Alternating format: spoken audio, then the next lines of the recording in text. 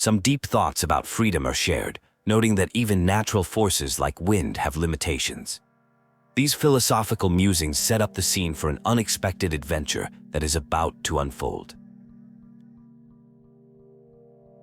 A cute baby Ectomassaur appears and makes eye contact, leading to a mysterious encounter where someone is transported to a strange place containing a much larger Ectomassaur. The baby creature seems to want to guide the group somewhere. The group discovers glowing graffiti on walls belonging to the Masters of the Night Wind, known for their mystical nightlife. A door mysteriously opens by itself, leading them to reunite with the baby Ectomysor they saw earlier. A priest named Koholem welcomes the group and introduces Elder Tlapo, an ancient and powerful Ectomysor leader of the tribe who possesses mysterious abilities. The elder has apparently chosen them for an important task that requires testing.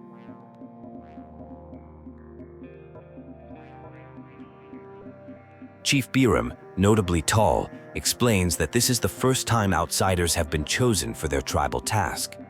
The tribe traditionally records history through woven scrolls, with special scrolls reserved for major events affecting all of Natlan.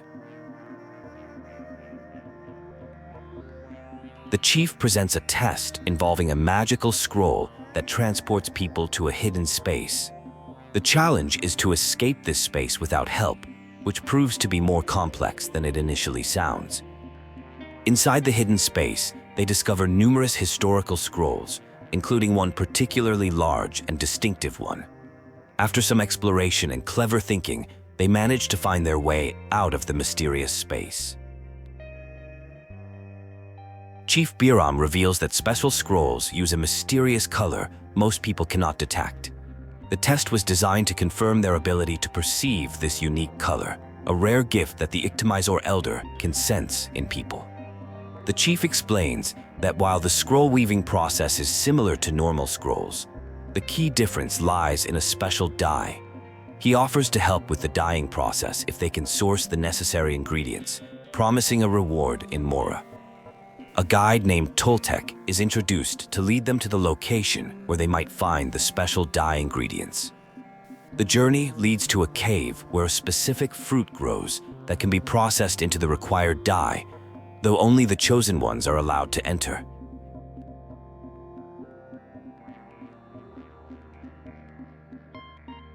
Ancient ancestors created ambitious graffiti artwork in a sealed cave that required mastering color perception to enter. The only person to enter in 300 years was the great Shaman Wetzilian, who revealed the art told the story of a hero named Kuntor. The cave entrance remains sealed as a test of worthiness from the ancestors. After successfully bypassing the seal and entering the cave, mysterious artwork was discovered on the walls. Though impressive, it seemed incomplete, suggesting there could be more artwork deeper inside. The group decided to head back to meet with Toltec. A woven scroll made by ancestors was shown, depicting the legendary shaman Wetzilian from 200 years ago. She was known for her exceptional color manipulation skills and completed important tasks brilliantly.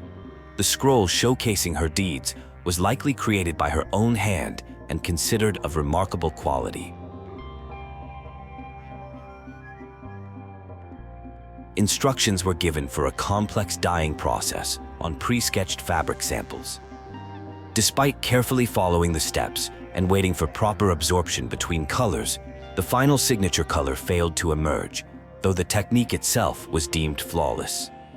This suggested issues with either the weaving technique or dye application method.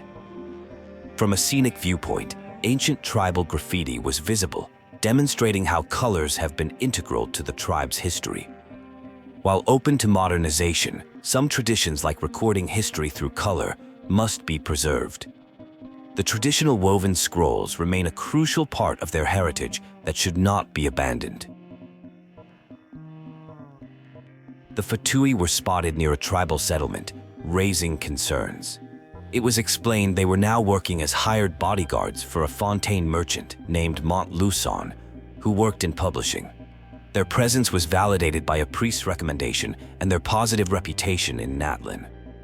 Montluçon revealed he was seeking help to contact the great shaman Sidlali, offering generous payment for assistance in making this connection.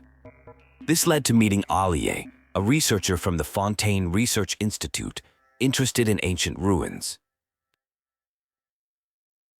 The legend of Wetzilian and the Battle of Seven Colors was shared. During a massive abyss invasion, Wetzilian created an extraordinary color that formed an illusory maze, trapping enemies and enabling a crucial victory. However, lack of detailed historical records and disputed legitimacy made publishing the story challenging. There is a conflict over accessing historical scrolls that are considered sacred relics. While trying to study these scrolls has proven challenging due to limited access, they contain valuable historical information that requires more time to properly analyze.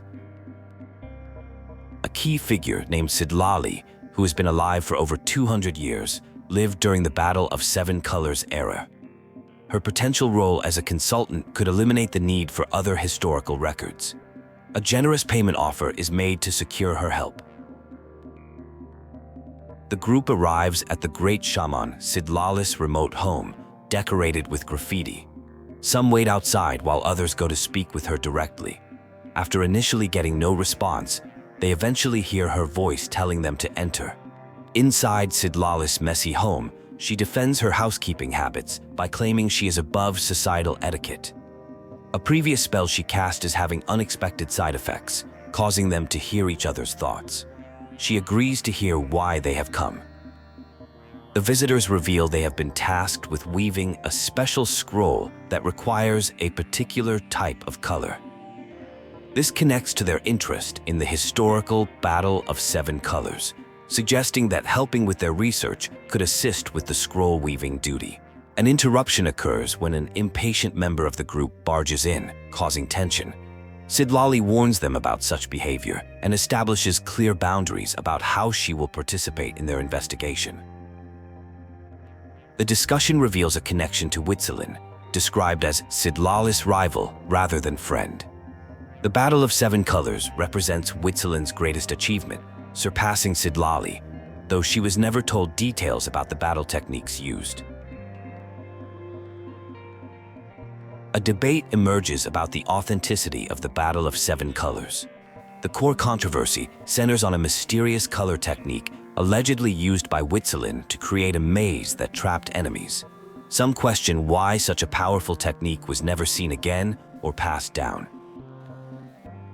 Given Wetzilian's reputation as a teacher, her battle technique was likely her masterpiece. The investigation turns toward consulting her former students, who now hold high positions in the tribe, though accessing them presents its own challenges. In a tense encounter, a confrontation unfolds between a group of priests and a formidable figure known as Granny Eatsley. The priests appear deeply intimidated, referencing past humiliating defeats. The situation highlights a long-standing power dynamic where many have tried and failed to challenge her authority. The atmosphere becomes more charged as the priests react with fear and apprehension to Granny Eatsley's presence. They mistakenly assume she's there for a fight or to take over their tribe. This reaction reveals how her reputation as a powerful and intimidating figure has shaped their perceptions. The conversation shifts to discussing a special technique inherited from someone named Wetzilian. The priests remain defensive, believing their legacy is under threat.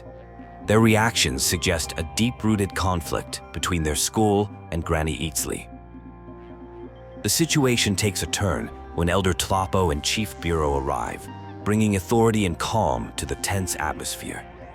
Elder Tlapo sends a message indicating Granny Eatsley should be treated as a friend, which surprises everyone present.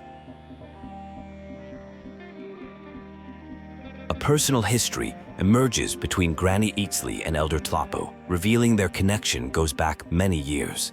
The conversation touches on themes of friendship and loss, showing a more vulnerable side to Granny Eatsley's tough exterior. The discussion moves to a task involving the Battle of Seven Colors, a significant historical event. Chief Viram expresses interest in this development, particularly because Granny Eatsley has agreed to help, something unprecedented in their history. The investigation into the Battle of Seven Colors becomes more focused as Granny Eatsley questions the priests about a specific powerful technique used during the battle. However, none of the current disciples seem to have knowledge of this technique. A potential lead emerges when mention is made of a shaman family that might have inherited some of Wetzilian's techniques. Despite their fall from the priesthood, this family could hold crucial information about the legendary battle. The investigation faces challenges as doubts arise about proving the battle's legitimacy. The complexity of historical truth and personal motivations become intertwined in the search for answers. The group finally locates Shaman, a member of the mentioned shaman family. The encounter reveals that this family had given up on challenging Granny Eatsley generations ago, adding another layer to the complex history between these various factions. A conversation reveals deep-rooted generational trauma related to disciplinary actions from a grandparent named Granny Eatsley. The family history involves studying under Wheat's healing, though they eventually abandoned the priesthood and shaman techniques during the grandfather's generation, since these skills had limited practical use in tribal affairs. While discussing ancient techniques, particularly one that could decide battle outcomes, it becomes clear that such knowledge was likely reserved for Wetzilian's most gifted students, who became priests. The family acknowledges their limited talent and suggests consulting current priests for better information. The discussion shifts to investigating the Battle of Seven Colors. A family member reveals they inherited special stories alongside shaman techniques, including Wetzilian's personal account of events. This version mentions a specific location, Chico Mostuck Cave, which turns out to be currently known as the Valley of Fog.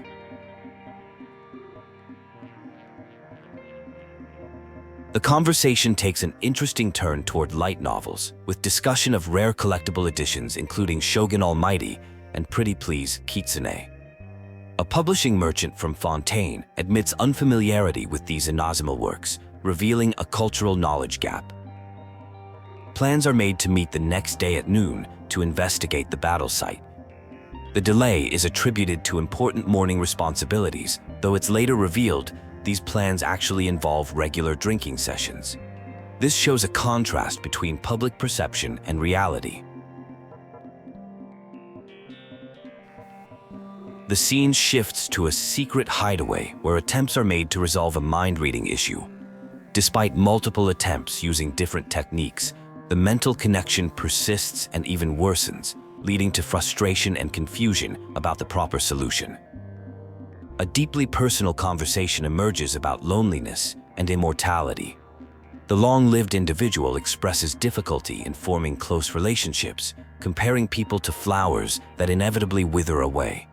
The burden of outliving countless friends over centuries has led to deliberate emotional distance. The evening ends with signs of intoxication, affecting communication and coordination. Despite insisting on being able to remember everything and get home independently, the behavior suggests otherwise, raising concerns about meeting the next day's noon appointment. The next day, participants gather at the designated meeting spot, expressing doubt about whether their companion will arrive on time given the previous night's heavy drinking. The situation highlights the contrast between professional obligations and personal habits. A casual conversation starts about drinking and moderation, with someone admitting to a minor slip-up the previous night. The discussion shifts to the importance of the Battle of Seven Colors and how it might hold answers to various questions. The group prepares to head out to investigate the battlefield site. The group arrives at what appears to be the battlefield location inside a cave. They discuss how the abyss initially invaded through such openings, corrupting the ley lines. Clear guidelines are established about proper archaeological techniques and the need to avoid invasive excavation methods. Evidence of a massive battle involving all Natlan tribes is discovered, Though initially, there are no signs of the legendary 7 colors or maze, the team spreads out to search thoroughly, determined to find more concrete proof of the legendary battle.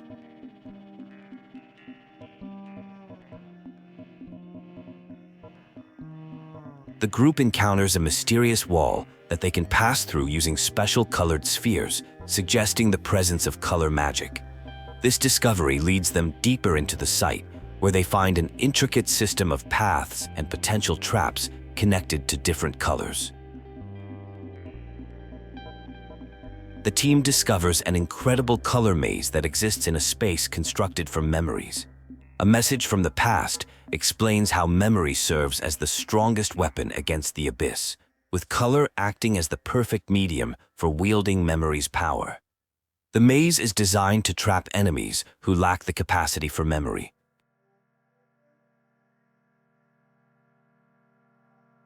The group encounters and battles abyss creatures that have been trapped in the maze since the original battle. They work together to defeat these monsters while learning to navigate the color-changing mechanisms of the maze. After successfully crossing a bridge made of colors, the team discovers a sphere containing a miniature blueprint of the maze. The sphere contains a special die modified to harness memory power, serving as crucial evidence of the Battle of 7 Colors.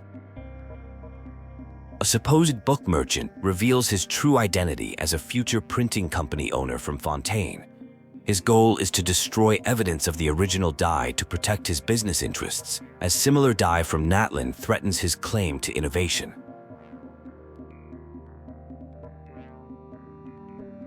The merchant explains his plan to manipulate historical truth through his printing industry connections. He intends to destroy the sphere and publish his own version of events, effectively erasing the true Battle of 7 Colors from history to protect his business interests. The situation escalates into a confrontation as the merchant's true motives are exposed. The group stands against his attempts to distort history for personal gain, leading to a tense standoff with the possibility of physical conflict.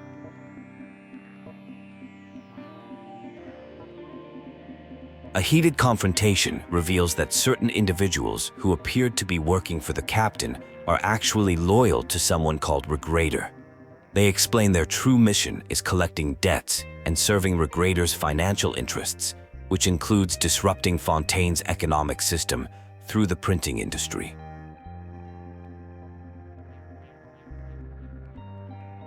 An intense battle breaks out as the hero of Natlan and Granny Eatsley prove to be surprisingly formidable opponents. The attackers, caught off guard by their strength, realize they were working with outdated intelligence about their target's capabilities. The attackers abandon their mission, revealing their contract had strategic loopholes planned by their boss. They also disclose that explosives have been planted throughout the cave, set to detonate at a specific time, putting everyone inside at risk. The group finds themselves transported to a different part of the maze through some mysterious technique. The surroundings appear altered, and they must find a way out before the cave collapses, guided by a special color previously seen on a woven scroll. It's revealed that the space they're trapped in is a temporary realm created by incorrectly activated technique, combining memory fragments and a special color. Unlike the previous maze built from connected warrior memories, this space offers limited manipulation options. A deep conversation unfolds about a 200-year history and a special technique involving the color of memories. The technique was purposefully passed down to preserve memories and create lasting connections between people. In a desperate attempt to escape, they discover the traveler's unique ability to see the color of memories, creating an unexpected connection that could help them escape the collapsing space. The group successfully escapes just as the cave collapses. They discuss the fate of their opponents, with some likely trapped in the collapsed space, while others possibly escaped earlier. Elder Tlapo and the Ectomisors capture Musings. They use a special technique that makes people hallucinate their worst fears, effectively subduing the captive who appears particularly concerned about his finances. The story continues with a discussion about passing on a special weaving technique. Despite the loss of the physical dye in the cave collapse, the knowledge hasn't been lost. The group heads to review and learn about this important traditional craft.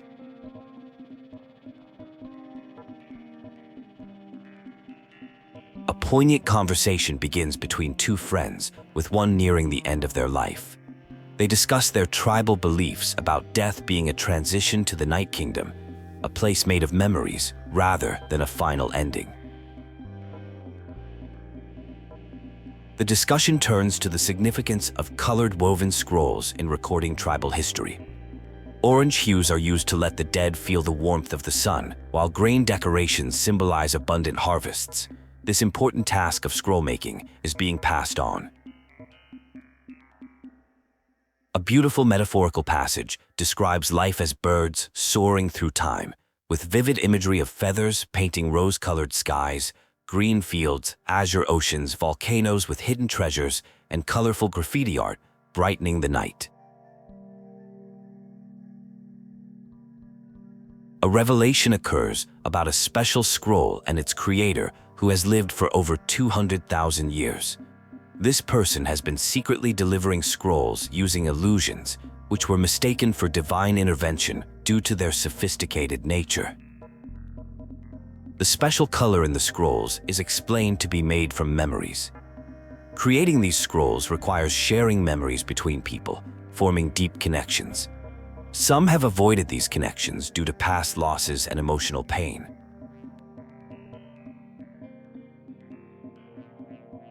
A handkerchief is given as a symbol of friendship and memory preservation. The discussion explores how memories live on in others' minds, emphasizing the importance of carrying forward someone's color or essence after they are gone. An explanation is given about a mind-reading effect caused by shared senses and memory connections. Only those trained in mystic arts can maintain such mental links, though the strength of these connections depends on shared memories. The conversation shifts to the Battle of Seven Colors investigation and its findings. A completed scroll demonstrates how people's memories are the best choice for depicting history, leading to discussions about preserving this secret technique. A Fontainian merchant is revealed to be responsible for spreading misinformation about the Battle of Seven Colors, causing tribal friction. Authorities are preparing to work with Fontaine to address these crimes. A Fontainian researcher named Alier, cleared of wrongdoing, seeks to document stories about Wetzilian. Despite initial reluctance, permission is granted to share these cultural stories with the outside world. The exchange concludes with a casual discussion about light novels and book deliveries. A house key is shared, symbolizing trust and friendship, with humorous instructions about not disturbing someone while they are sleeping.